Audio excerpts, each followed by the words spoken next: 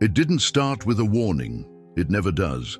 It started with late-night conversations that stretched into early mornings, with laughter that felt too real to be temporary, with promises that neither of you realized you were making. You met them at a time when life felt uncertain, and somehow they became your certainty. They knew your favorite song before you even told them. They noticed the small things, the way your voice changed when you were tired, the way you paused before opening up about something that mattered. And for the first time in a long time, you felt seen, not judged, not misunderstood, just understood. And that feeling, it's dangerous, because once someone makes you feel like that, you start building a world around them. You start imagining futures. You start believing they're not just a chapter, they're the whole story. Part 1. The shift you couldn't explain. But slowly, something changed. Not all at once. That would have been easier. Instead, it was subtle. Replies got shorter. Calls became less frequent. Excuses started replacing effort, and you noticed. Of course you did, but you didn't say anything at first, because when you love someone, you try to understand before you question. You told yourself they were just busy. You told yourself not to overthink.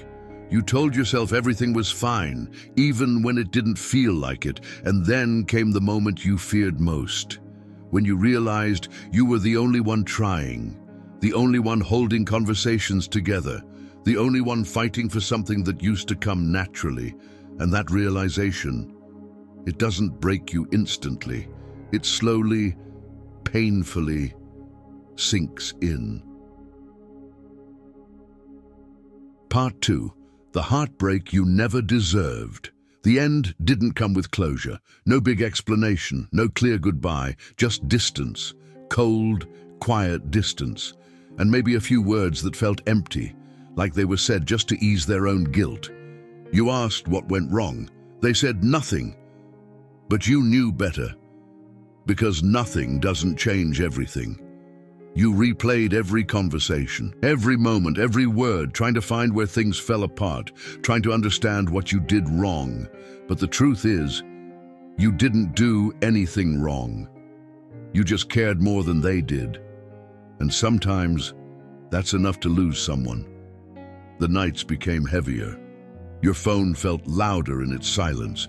You missed them in ways you couldn't explain to anyone.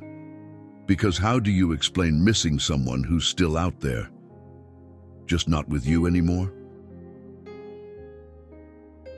Part 3. The healing you didn't see coming. Time passed. Not quickly, not easily, but it passed. And little by little, you started healing. You stopped checking your phone every 5 minutes. You stopped rereading old messages. You stopped blaming yourself for things you didn't break. You started choosing yourself. Again, it wasn't a straight path. Some days you felt strong. Other days, you felt like you were back at the beginning. But even on your worst days, you were moving forward. And that's what mattered. You began to see things clearly, the effort you gave, the love you offered, the patience you showed, and you realized something important. You didn't lose them.